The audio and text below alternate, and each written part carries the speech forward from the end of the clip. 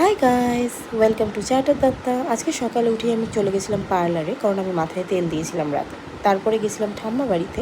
এটা হচ্ছে আমার ভাই, কাকার ছেলে, এবং ও হাতে এগুলো এঁকেছিল এবং কিছু ক্লে দিয়ে জিনিসপত্র বানিয়েছিল। ওগুলো আমাকে দেখাচ্ছিল। খুব দুষ্টু, কিন্তু ও যে আর্টিস্ট আমি জানতাম না। কি সুন্দর জিনিস বানিয়েছে দেখো, আমি কখনো বানাতে পারিনি। এবং এই আংটি দুটোও বানিয়েছিল। আমি বলছিলাম যে তুই 10,000 টাকায় বিক্রি কর আংটিগুলো, এবং ওটা একটা পিঠে, জানি না কী ধরনের পিঠে, সবুজ কালারের হয়। সেখান থেকে একটুখানি ঠাম্মার সাথে গল্প করছিলাম, ছোটোবেলার গল্প, এদিক সেদিকের গল্প।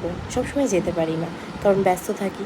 তো ঠাম্মা বলছিল আসবি, এই করবি, সেই করবি, ঠাম্মারা যেমন হয়। তারপরে আমি ওখান থেকে চলে গেছিলাম অ্যাক্রোপলিস। আজকাল আমি খুব একটা দিনে খাই না, মানে ওই দিনে 2টো মিল। তো আজকে গেছিলাম দুপুরে, যেহেতু আমি খাইনি, আমি গেছিলাম কেএফসিতে, কারণ আমি অনেক দিন থেকে কেএফসির এই স্ট্রিপসগুলো খেতে চাইছিলাম। আগে কেএফসিতে ভিডিও করতে দিত, এখন দেয় না। এই ডিপসটা ফ্রি দিয়েছিল, টাকা কাটিনি।